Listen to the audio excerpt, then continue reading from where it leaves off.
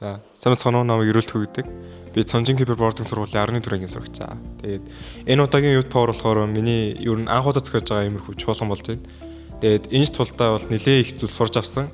Тэгээд миний хувьд бол мартагдахааргүй дурсамжуудыг бол үлдээсэн байгаа. Тэгээд надад хүндрэлтэй байсан зүйл гэх юм бол ер нь бол би офис програмд ажиллаж ер нь сураагүй байсан. Тэгээд яг энэ чуулганыг зохион байгуулж явах явцдаа нэлээд офис програмыг ашиглах мэдлэгтэй болсон бол баяртайгаа. Тэгээд энэ сурлалаас болооч тэр яг 2 цагийн дотор хийх ёстой ажлаа 4-5 цаг хийгээ шөнө өргөө оноод бар хичээл дээр унчихсан тохиолдол зөндөө байгаа.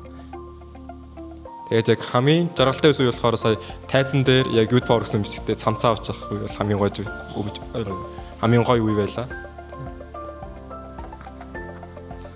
За сайн байна уу, намайг Даваа Жаргал гэдэг тим уралдаагийн 2023 оны оролцогч. Тэгээд нодлон болсон Youth Power GTD гэдэг 3 аймгийн хамтарсан чуулганыг зохион байгуулж ирсэн. Энэ жил болохоор Youth Power-ийн төв гэдэг чуулганыг зохион байгуулсан байгаа.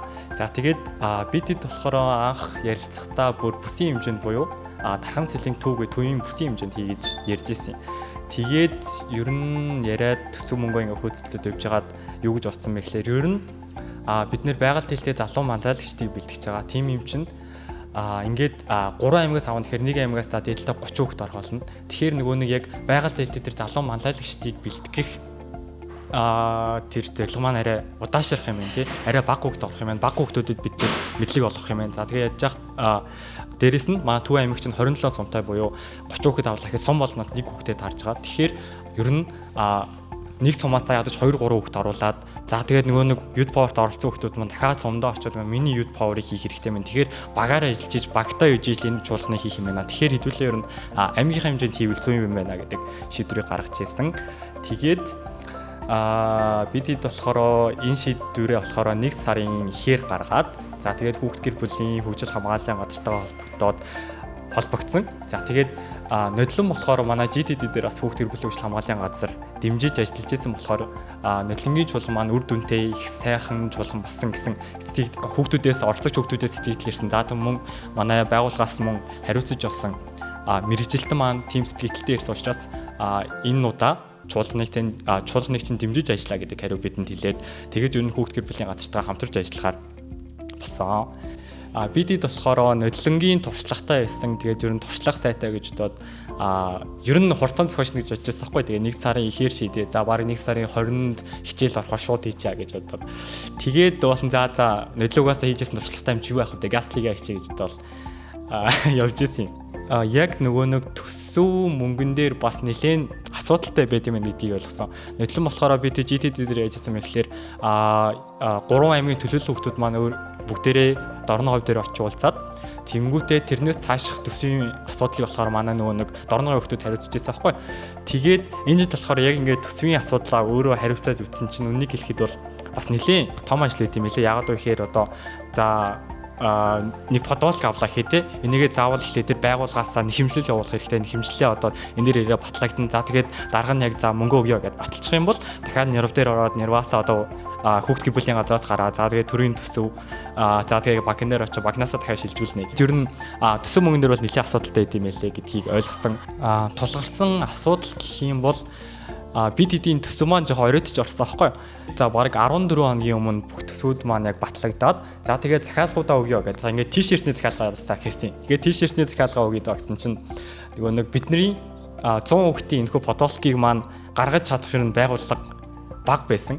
Очоод за ингээд 100 ширхэг подолк авах юм ийм сайттай ингээд манайх хольж гарахгүй угаасаа манад ийм юу байхгүй 14 хоног юм чинь одоо хийж амжихгүй байна захиалж амжихгүй гэдэг хариунуудыг их хүжсэн. Тэгээд бидэд бас нэлээд тэрэндээ стресстэй яхаа мэдхэ ойлоод ямар ч хэсэн гүйцний эцэд бол подолко амжилттай хийлгэж чадсан. Яг за бараг 4-5 хоногийн өмнө төсвийнхаа юмнуудыг болгочоод ерөнхий хөтөлбөртөө ороод хийсэн байгаа. Сайн намайг Баярбаатарын бэлгүүн гэдэг Төв аймгийн 100 мод сумд төгссөн гадагшаа явахаар гэф авцсан байгаа тийм.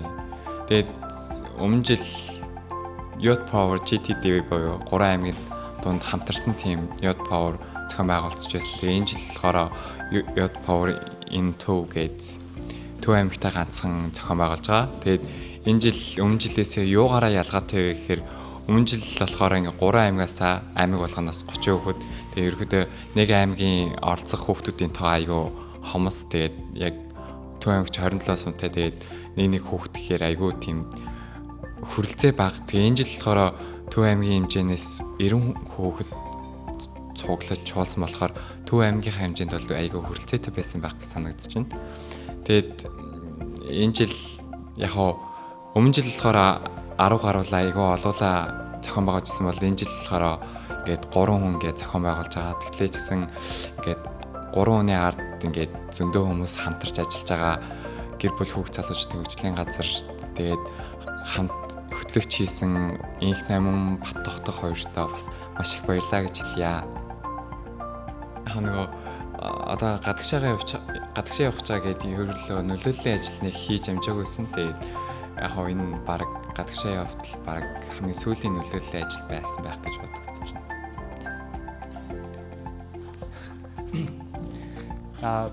За би болохоор ер нь энэ жил Youth Power хийх үү гэж бодож байсан байхгүй.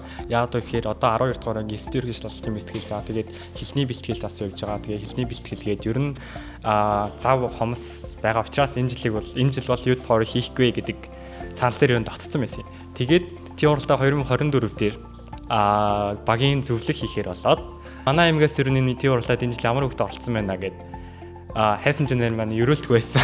Тэгээд ерөөлтгүй юу гэжсэн бэ гэхээр нөгөө нэг би танай нөдлөнгийн Youth Power GTD чуулганыг харсан юм аа. Ер нь миний энэ тийм хуралдаад оролцож байгаа зорилго маань болохоор нөгөө нэг Youth Power-ыг аймагт очиж зохион байгуулах саналтай байгаамаа гэдэг гэдгийг хэлжсэн байхгүй. Тэгээд эхлээд бол за яршиг дөө за лайлаа гэж бодож байсан юм. Сүүлдээ бас ерөөлтгүй маань ер нь нилээн гүйсэн гэж яг тийм уралдаа дээр орхон менежертэй за тэгээ чимгээгчтэй ч юм ингээ очиж болоод яаж аймагт Youth Power хийх вэ яаж хийх вэ гэд яаж хийвэл зүгээр вэ гэд амир ингээ асууж явцсахгүй тэнгуут нь ер нь хийж болох юм байна те энэ хүсээс би ер нь амир урам зориг аваад ер нь хийе гэдэг шийдэл дээр хүрж ирсэн. Тэгээд ямар ч сан ерөөлтгүүдээ баярлж байгаа. За миний хувьд болохоор яг 2024 оны 11 сард тийм уралдаа тэнцэн сарууг аваад тэгээ шууд очоод хамгийн хэлж өрөөнд орсон чинь даваах үзсэн. Тэгээ даваахтаа шууд за Youth Power гэж юу вэ?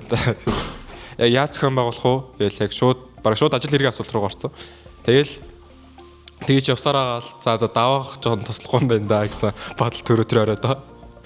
Тэгээд маргаашнаас шууд за өөр чанартай хамтраг шааж болно гэж төрөөр баахан эрэлт гарсан байхгүй. Тэсэн чинь манай даваа харин хэд орны дараа за хам зохиолцоо гэж надад тусалж өгсөн байгаа. Тэгээд бэлгүй авах бас тусалсан. Тэгээд миний хүслийг биелүүлж өгсөн хоёртоо маш их баярлалаа. Ер нь хугацаагаа л ер нь сайн төлөвлөх ёстой юм шиг санагдсан. Яагаад вэ гэхээр бид нэг сарын сүүлээр за нэг сарын ихээр юм уу яг ажилдаа ороод бол нэг сарын 28 26-нд лөө хийнэ гэсэн шийдвэр гаргацсан байхгүй. Тэгээд яг нэг сарын 26-нд хийгээд явсан чинь хугацаа маань нэлийн давчуу байсан. Тэгээ бид ч гэсэн завгүй яг сайн ажиллаж чадаагүй. Дахиж цунгаад 2 сарын 14-нд болгосон юм. 2 сарын 14-нд болгосон чинь нөгөө нэг улсын төсөв маань бас улсаас төсөв авахаар нөгөө батлагдах гэж шийдвэ оног за орох гэж шийдвэ оног болдог. Тэрийг сайн тооцоолохгүй бол бид жишээ нь одоо 1 сарын ихээр хөөцөлдөж эхэлсэн төсөв маань 1 сарын дараа буюу 2 сарын 7-8 дээр орсон байхгүй. Тэгсэн чинь 2 сарын 12 дээр нөгөө манай чуулган маань болох гэдэг. За тэгээд төсөв ороод нөгөө нэг очиод юмнуудаа хэлхий гэсэн чинь ийм хугацаанд авч байгаа болохоор одоо хийж өгөхгүй ч гэдэг юм уу. Иймэрхүү асуудлууд их байдаг. Тэгэхээр ер нь хугацаагаа нэлээд сайн тавьж өгөх хэрэгтэй байна гэж харсан. Тэгээд сонгон шалгаруултаа гэсэн ерөн яг төсөв мөнгө батлагдаад хугацаагаа тогтсон үедээ сонгон шалгаруултаа зарлаад яг одоо ингээ хүүхдүүд авъя гэсэн нь зүв байх гэж бодсон. За ингээд дараа жил ингээд дахин Төв аймагтаа зохион байгуулж байгаа. Тэгээ бус аймагуд ч гэсэн одоо ингээд үргэлжлээд зохион байгуулж байгаа хүүхдүүдээ ингээд хамгийн ихэнд дурсамжийг бүтээж байгаа та бүхэн дурсамжийг бүтээгээд дараа нэг эргээд харахад айгүй гоё тийм дурсамж битсэн байгаа. Тэгээд тэрүүгээрээ дамжуулаад бус хүүхдүүд ч гэсэн ингээд нөлөөлөл үзүүлж чадсан ингээд байгаль дэлхийдээ нөлөөлөл үзүүлж чадсан байгаа болохоор өөртөө бас баярлаа гэж хэлээрэй гэж хүсэж байна. Тэгээ энэхүү зүйлийг ингээд хамтраад зохион байгуулад явж байгаа YC корпуста айгүй их талархлаа илэрхийлье. Тэгээд ерөөдөө хүүхд байхасаа иймэрхүү нөлөөллийн ажлууд хийгээд явахаар ингээд илүү ингээд нээлттэй болж эхэлдэг. Миний хувьд ингээд хамгийн анх тийм шийдлийн үеэр ингээд бүрэг хөвчим хивээс өөх тийм шийдлийн үеэр хамгийн анхны тийм шийдлэр ингээд нээж эхэлжсэн. Тэгээ тэрнээс хойшоо ингээд нөлөөллийн ажлууд ингээд хийгээд явхад айгүй их олон хүнтэй уулзнаа, айгүй олон газар очно ингээд том хүмүүсийн хүүхдтэй яаж харьцдаг талаар нь ингээд айгүй их мэдэж байгаа. Хүүхдүүдийг чадахгүй гэдэг өнцгөөс нь харуулдаг бол одоо ингээд хүүхдүүд ихнээсээ чаддаг гэдгээ баталж харуулж чаддаг болсон болохоор та нар ч гэсэн энэ хөө зүйлд ингээд за би яах юм гэж бодох биш. Ингээд өргөжлүүлээд энэ хүн ингээд хийж чадсан юм чи би ч гэсэн хийж чадах байх гэсэн бодлоор ингээд цаашаа өргөжлүүлэн хийгээ яваасаа гэж хүсэж байна. хайрлын хамгааллын үлдээ.